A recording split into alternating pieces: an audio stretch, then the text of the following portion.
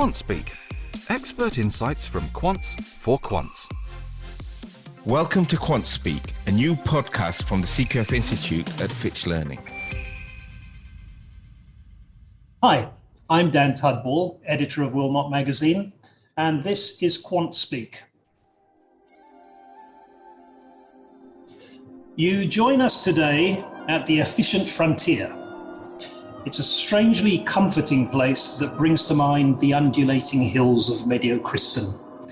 If you don't know where that is, look it up. This is the place where optimal portfolios can be observed in the wild, pecking on the capital allocation line like turkeys a month before Thanksgiving, unsuspecting and oblivious. Fortunately, whilst wandering about in a daze, I've run into someone who knows his way around these parts. Jan Rosenzweig is a portfolio manager at Pinetree, and will be delivering a talk on tails, black swans, and optimal portfolios for the CQF Institute members who are aware that things like crashes and bear markets actually do happen. Welcome, Jan. Thank you. It's good to be here. In the abstract for your talk, you ask, why are optimal portfolios, according to the modern portfolio theory, not diversified? Is this a good thing? Can you walk us through that before I trip up?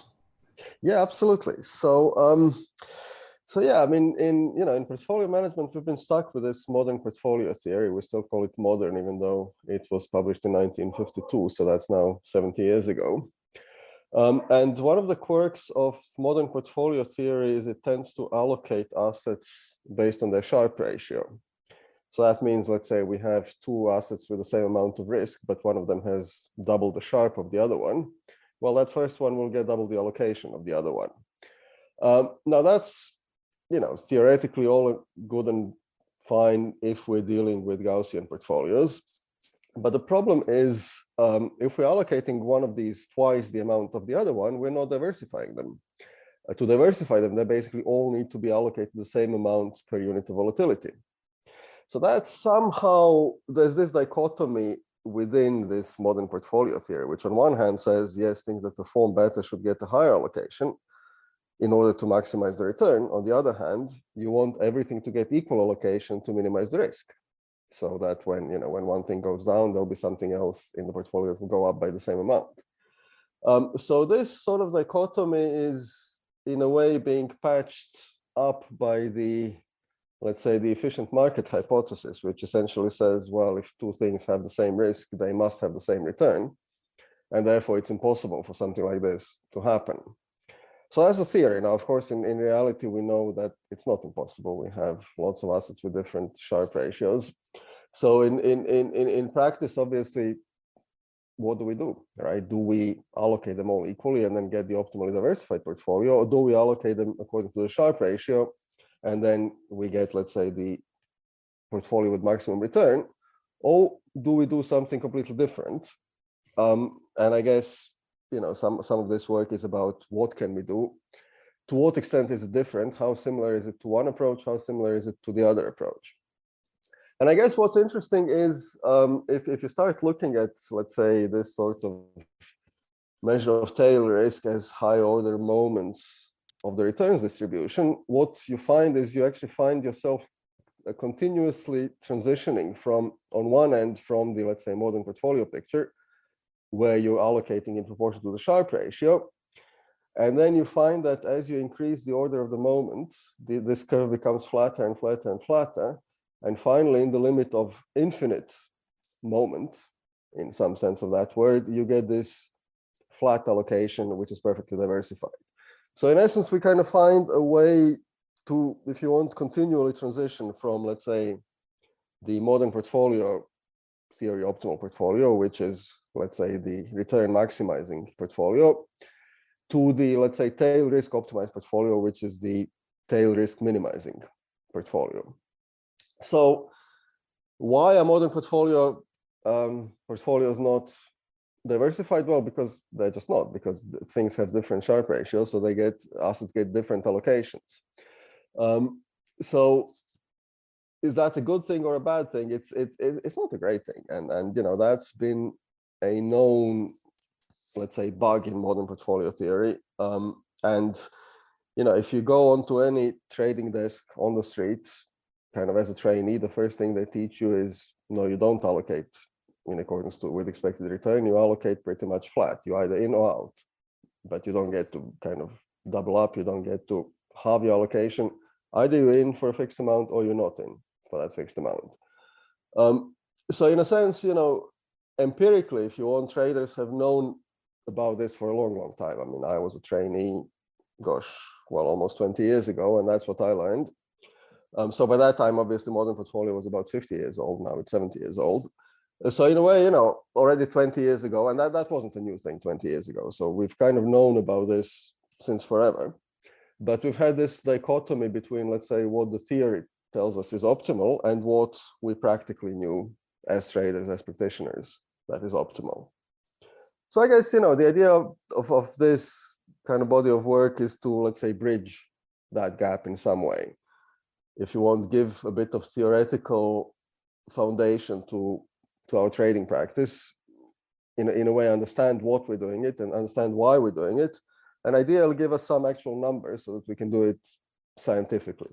Absolutely. Actually, what you were saying there just now about your early days as a trainee trader, it kind of brings to mind the question, when you first encountered modern portfolio theory, when you first saw Markowitz's bullet, how long did it take for you to get over it? How was it introduced to you in the first place? What kind of context was it introduced to you in the first place? Were you enamored with the idea? How long did that last for? Well, I mean, when you join a trading desk, well, actually, in my case, I started as a quant and I became a trader later on. So I was a trainee quant, not a trainee trader. And yes, obviously, as a kind of bright-eyed, bushy-tailed quant, you read up on everything, you kind of learn everything, you learn the theory, you kind of believe in the theory, you get all kind of, all warm and fuzzy about it. And yeah, facing the reality of life on a trading desk, the reality of the markets, it's a bit of a rude awakening. You find out that a lot of what you learned, a lot of what you find in textbooks is, what they say is when you're studying physics, right? Every year you find out that everything you've learned last year is wrong. So I guess, when you kind of join a trading desk or a quant desk, the first thing that happens is, after you've learned all this theoretical quant finance, the first thing you learn is that, in the real world, all of it is wrong. But, some of it is still useful. So it still gives us, the language to kind of formulate these ideas, to formulate these concepts. It gives us frames of reference, but it's not something that we need to follow blindly, right? And where there are gaps, these gaps can be bridged and they should be bridged. And it's, portfolio theory is one of these examples. I mean, in options, for example, we've known about tail risk and fat tails. I mean, again, this was old hat when I started, so this was 2005.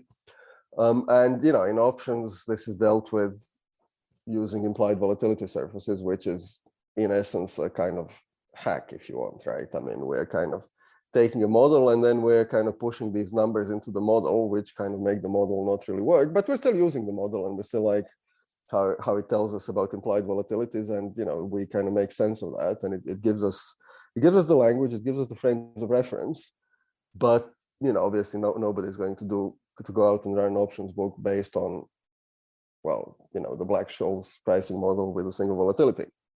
And in a way, it's the same sort of thing with portfolio allocation. I mean, in a way, yes, Markowitz's bullet, the ideas behind that, in a way, they give us a frame of reference, they give us the language to use, but, we have to use it intelligently and we have to kind of make sense of what we're doing and why we're doing it. Tail risk management. Absolutely.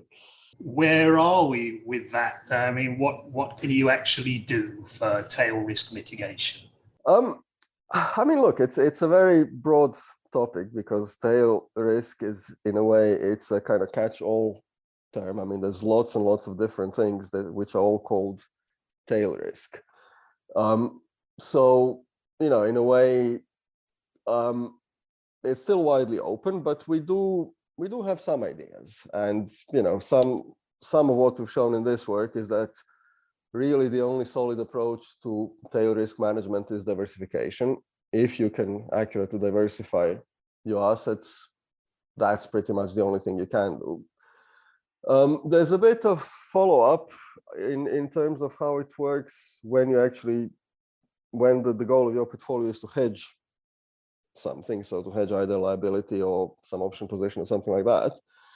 And then it gives you some kind of cleaving mechanism, so to speak. So it works basically like have you ever been to a kebab place? So you know how they have these big kebabs kind of on a stick and they rotate, and then Far too often.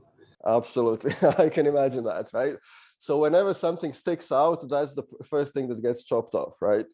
So in a way, the kind of hedging theory that comes out of that is a little bit like that, right? You take let's say the biggest set of returns, kind of where it sticks out the most, and that's the first thing you chop off. And then, okay, well, after you've done that, you move on to the next step. Okay, what's the biggest thing that sticks out after that? And then you chop off that. And then in the third step, okay, what's the biggest thing that's remaining? So that's kind of, let's say, the approach to hedging using this, which is quite different than hedging in this sort of, let's say, traditional Gaussian world, where you've got your orthogonal factors, you're trying to nullify whatever factors you can, and whatever you can't nullify, you're trying to diversify. Here, you're specifically kind of ordering things by how much they stick out, by, let's say, the level of tail risk that they have. Now, of course, as I've just said a couple of minutes ago, right, the problem with that is there isn't one single definition of tail risk, and there isn't one single measure of tail risk.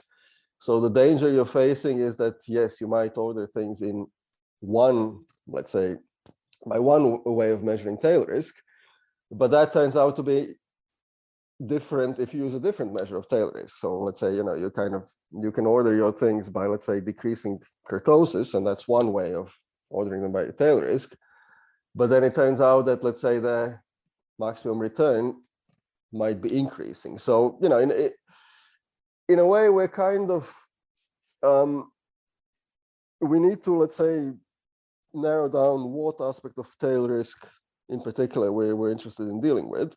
But again, the good thing about this sort of approach is it gives us a whole spectrum of, let's say, measures of tail risk, going from Gaussian on one end to the, let's say, the infinity norm risk on the other.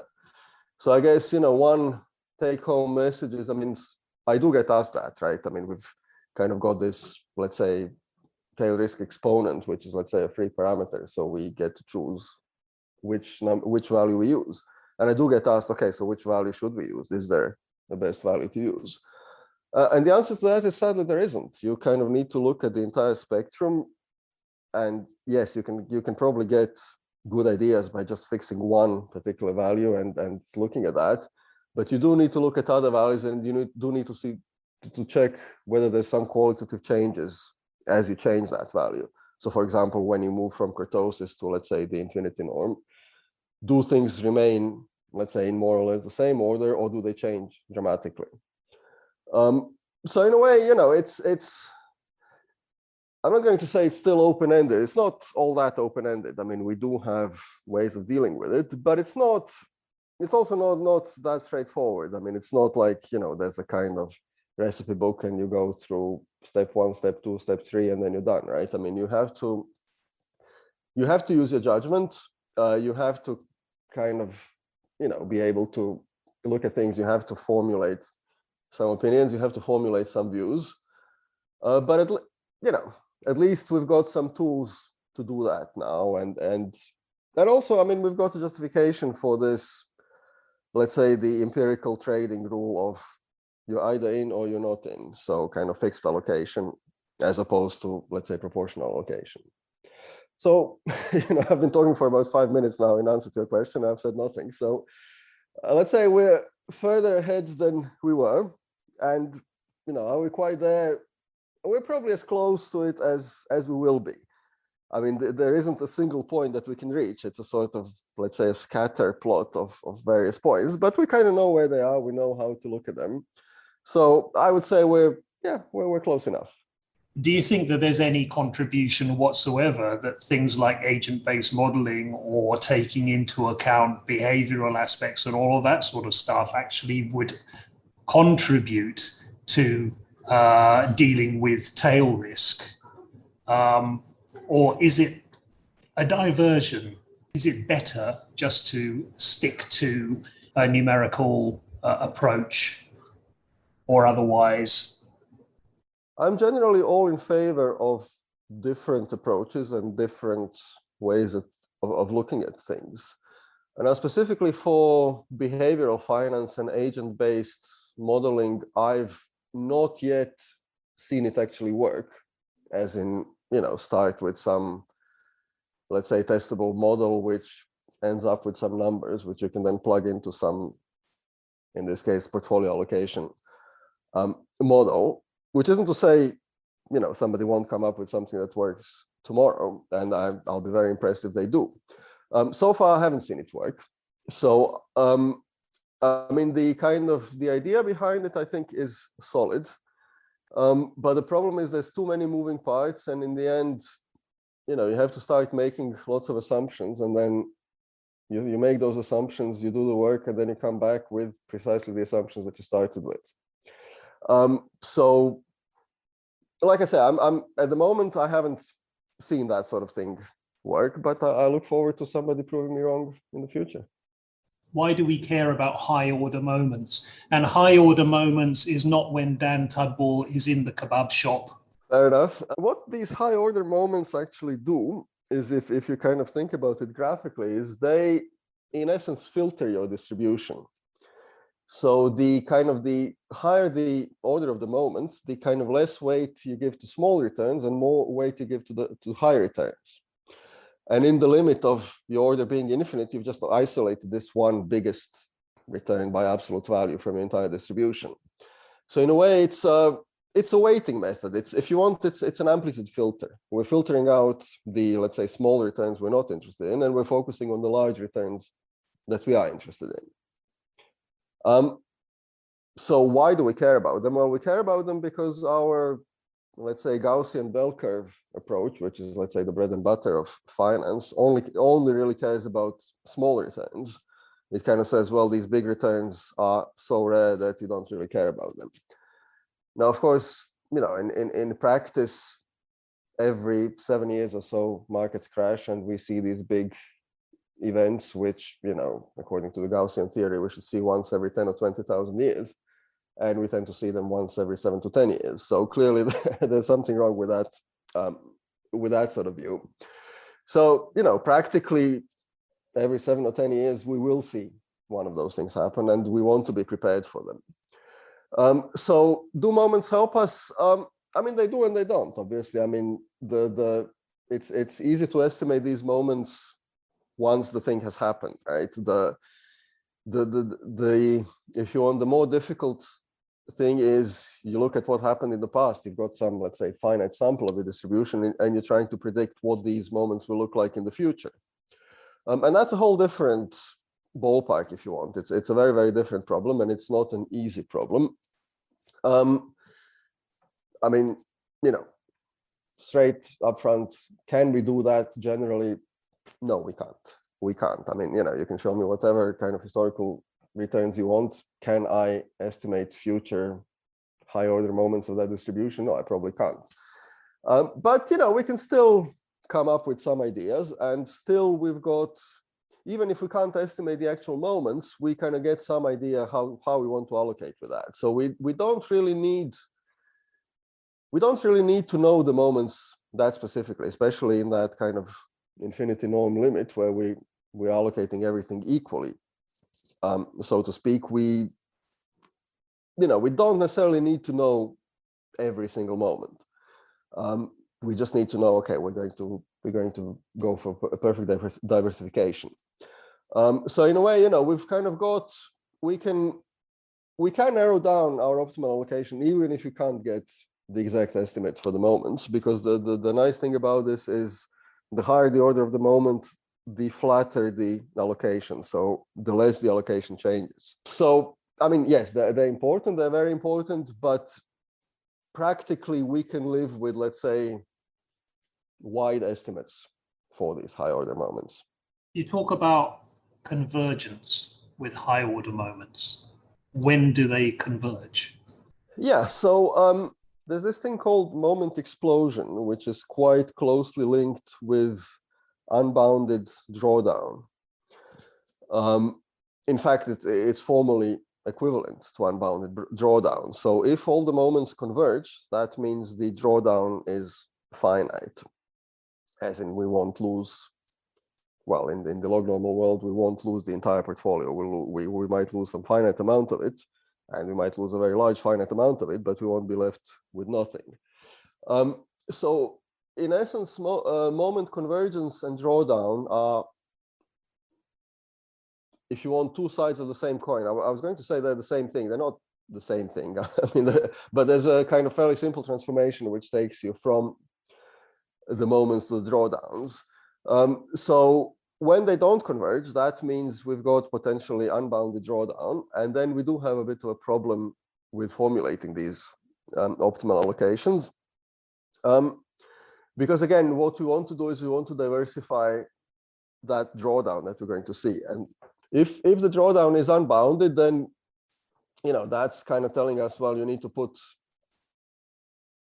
let's say, either zero amounts of allocation in that asset or kind of infinite amount of allocation in all the other assets to balance that.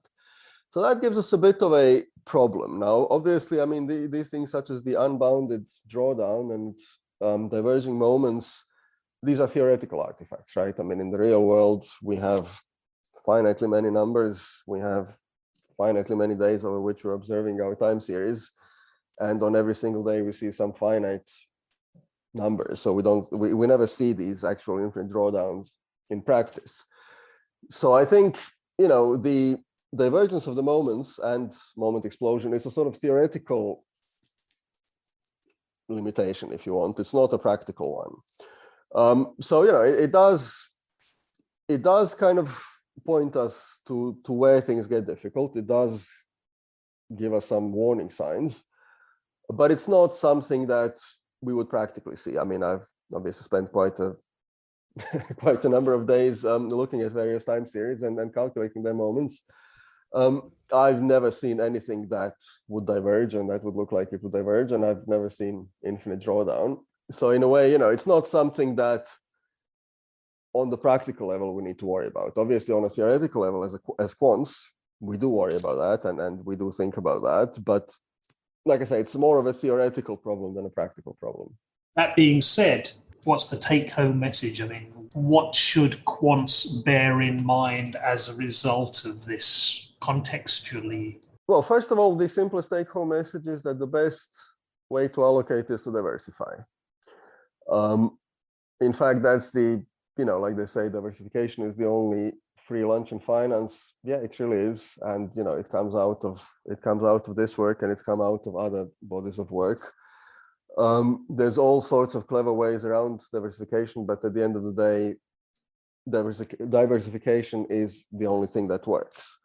And I guess, you can, in a way, you can track where we are in the economic cycle. Whenever people start talking about how diversification is failing and how people should move away from diversification, you kind of know that the markets have reached their peak and that they're about to crash, right? And about 6 months ago, we've seen kind of a bunch of people going out talking about how diversification isn't working. And, since then, well, the markets have slowly started crashing, and we're probably facing some kind of big-ish event still to come. So if you want one simple take-home message, it's diversification. So in a way, we kind of want to move away from this proportional allocation to fixed allocation. Now, the problem is fixed in units of what? Because, in the classical picture, it would be fixed in units of volatility, but when we've got fat tails, then volatility isn't a meaningful risk measure. So that's why we need, to come back to that question, that's why we need those moments, and our inability to accurately estimate those moments kind of does, if you want, play havoc with our attempt to estimate these optimal weights. But still, if all else fails, just go for kind of equal allocation in volatility, if that's the only thing you have. And if you've got something more, then yes, try equal allocation in higher order moments and see if you can find some stable region of these high order moments and just do equal allocation in that. Mark Spitznagel, Universa, I think that's the name of the fund, right? The one very, very influenced. In fact, Nassim Taleb is the scientific advisor for that fund. So Mark Spitznagel, I think yesterday, talking about the impending crash that we're all waiting for and all of that. So the Universa is set up entirely for the Black Swan event or the crash. Much as I love Nassim, I'm not sure how it sits with me, the idea of this fund just waiting for the, well, I mean, as you say, they seem to happen more often these days, you know, every 7 years and all of that sort of thing. But I'd be really interested to get your take on the fact that that fund exists. Look, funds are, at the end of the day, funds are products, right? They exist, products exist because people want to buy them. And if you bring out a product that nobody wants to buy, well, you won't exist for very long. So the fact that that fund exists means there are buyers for it, there are investors, and I think that's great. I mean, it's, am I personally a buyer for a tail risk product? I'm not. I mean, my view to allocation is that, you know, it should kind of be intrinsic. Your kind of risk management, your tail risk management should be intrinsic to your allocation. You shouldn't be kind of, you know, chasing return on one end and then putting in some tail risk hedge on the other. But then, you know, that is my approach. And you know, in my work, I mean, we have the sort of flexibility to do that. There's quite a number of products out there that don't have the flexibility to do that. They're constrained in how they're allowed to allocate. They have limitations on all sorts of things. And for them, that sort of product might be the only, or if not the only, then, you know, one of the few means to manage tail risk. So in a way, you know, am I personally a buyer for that? I'm not, but, you know, the street is full of buyers and they are clearly doing well enough to, well, exist on the basis of providing positive returns once every 10 years or so. And I think that's great. So, you know, obviously they are talking up the risk of crashes because, hey, I mean, that's their core business. So obviously they're kind of selling their own product.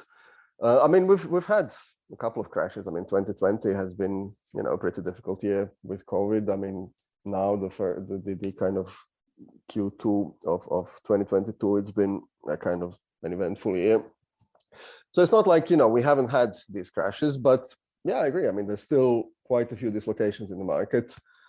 The valuations are still pretty high across the board. There's still, you know, quite a way to go. Will that happen as a single event? Or will it happen as a kind of protracted deflation across the markets? I don't know, and I'm not going to be making any predictions on that. But yeah, I mean, I think, you know, any kind of gung-ho kind of buy everything approach is probably not going to work for the next year, 2, 3. I think they will probably do quite well, the tail risk funds.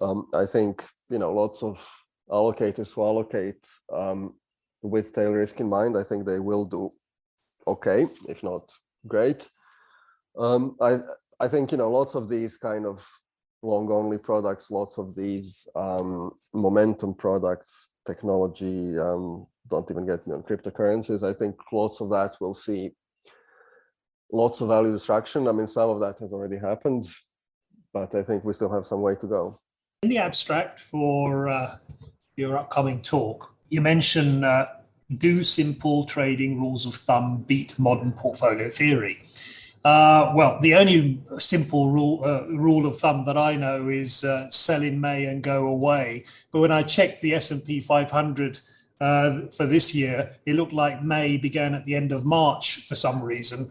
So evidently that doesn't work, and apparently it hasn't worked for probably about 11 years. So yeah, tell us more about these rules of thumb. Yeah, that's the thing. I mean, you know, pretty much whatever trading rule of thumb you take, there's also the exact opposite trading rule of thumb, right? I mean, people say you should always buy when blood is on the streets, but they also say that you should never catch the falling knife, right? Which are the two complete opposites. So the specific trading rules of thumb that I was referring to is more the kind of fixed allocation. So either you're in or you're out. So that's a trading rule of thumb. That's not been formally kind of backed up by any theory, but now we do have theory for that. So that's clearly a trading rule of thumb, which it didn't have basis in the modern portfolio theory, but that's just because modern portfolio theory is, let's say, a bit too simplistic. It does have a grounding in theory now, and there it definitely works. There's other trading rules of thumb in terms of diversification and correlation. So, obviously correlations can go from minus 100% to 100%, but the simple trading rule of thumb is things are either correlated or they're not. So in the real world, there's really only three correlations you worry about. Either it's plus 100% or it's minus 100% or it's zero. And everything else is just measurement error or, some kind of error. And that also comes out when you start looking at the tails. You see kind of these correlation profiles flattening quite a bit.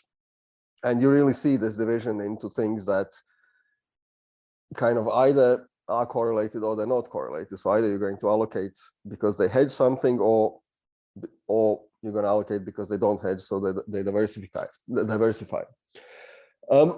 So yeah, there's quite a few of these trading rules of thumb. I mean, the kind of selling in May thing, no, that doesn't work. I mean, the kind of yearly seasonality is, it's a different thing. But especially,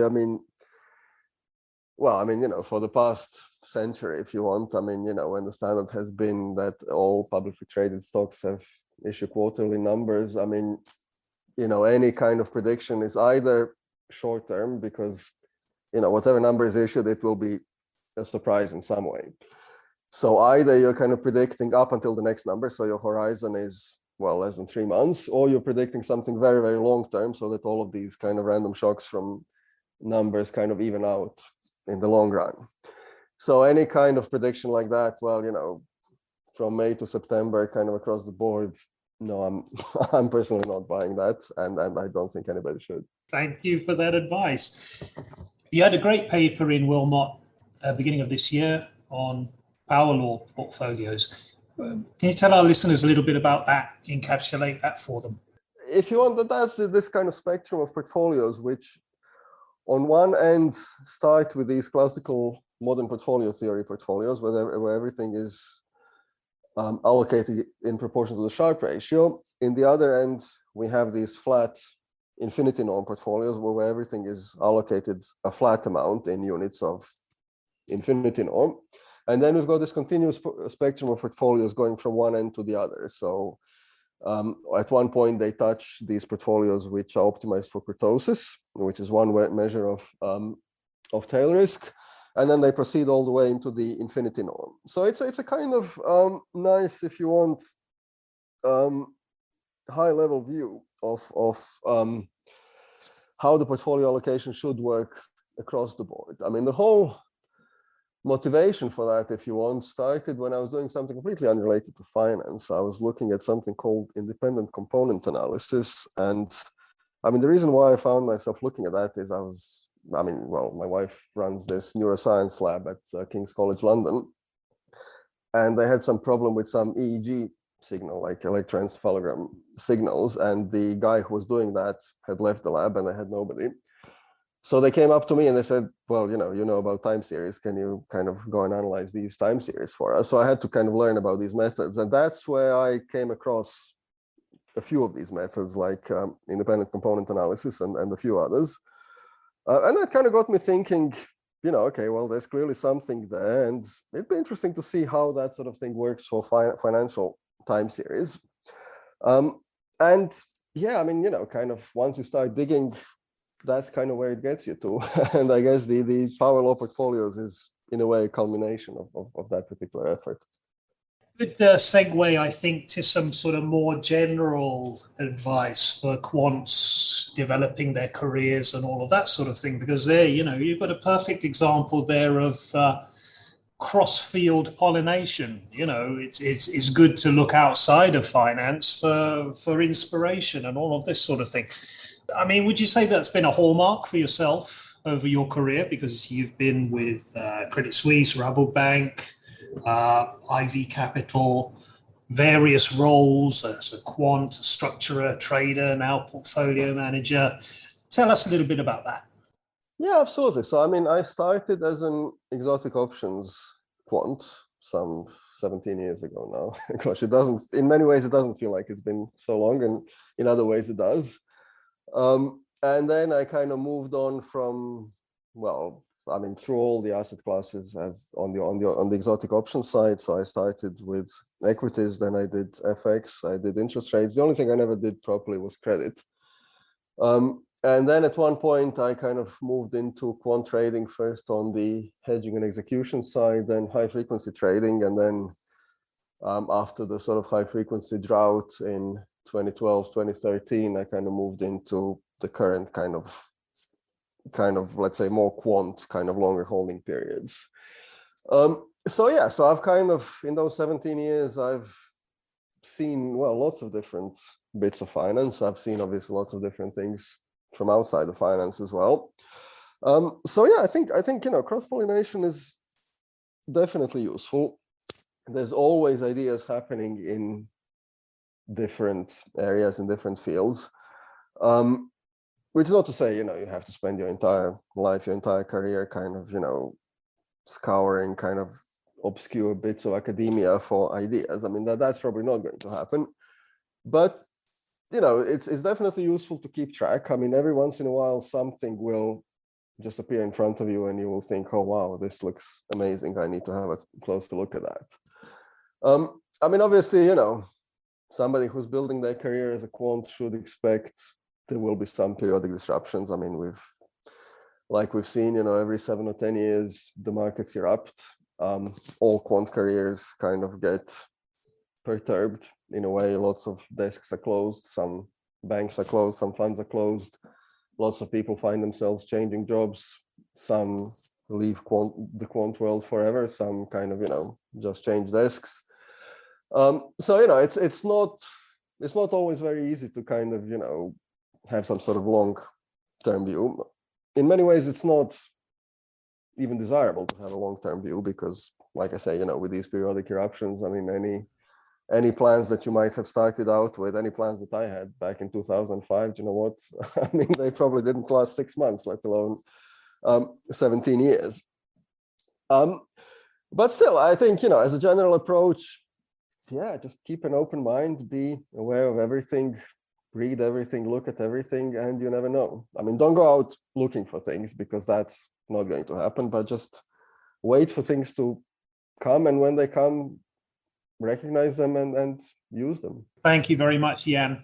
With the upcoming talk, what would you hope that attendees for the talk will really take to heart and take away with them? Obviously, the nice thing would be if they became experts in portfolio allocation for tail risk. Now, that's probably not something you can achieve in an hour or however long we have for that talk. But hopefully, we'll get to the level where people recognize the failings of modern portfolio theory. I think, like I say, the main take-home message is not to be fixated on one particular point of the curve. The main point is, I think, to be looking at the entire curve as a spectrum, to kind of be aware of what are the potential pitfalls, can you spot them, how do you spot them, and what are the strategies, what are the mitigation factors, and that sort of thing. So, I think I think the point I tried to make at the beginning of this, right? It's not so much about having clear-cut answers, right? It's more about being able to take a view and being able to kind of see the whole spectrum and kind of formulate the plus and minuses of different points on that spectrum, and then kind of settle for one for good reasons. Absolutely. Thanks very much today for your time, Jan. And as I mentioned earlier on, Jan Rosenzweig will be delivering a talk for the CQF Institute entitled Tails, Black Swans and Optimal Portfolios on Thursday, the 16th of June. And if you're not there, we'll see you dropping off the efficient frontier, I'm sure. Thank you for listening to QuantSpeak. Don't forget to subscribe and do sign up to the CQF Institute for more insights into quant finance.